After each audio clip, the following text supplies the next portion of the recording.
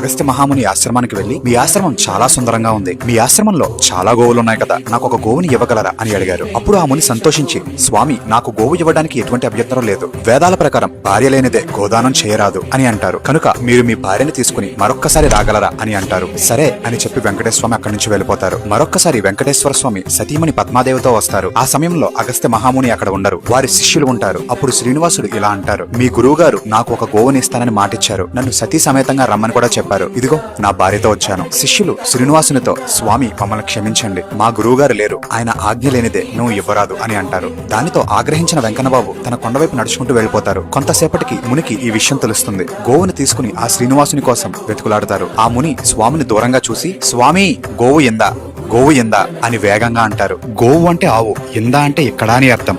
అప్పటి నుంచి ఆ స్వామిని గోవిందా గోవిందా అనడం మొదలు పెట్టారు. ఈ స్టోరీ విన్నాక మనస్ఫూర్తిగా ఒక్కసారి కమెంట్ లో గోవిందా అని మెన్షన్ చేయండి.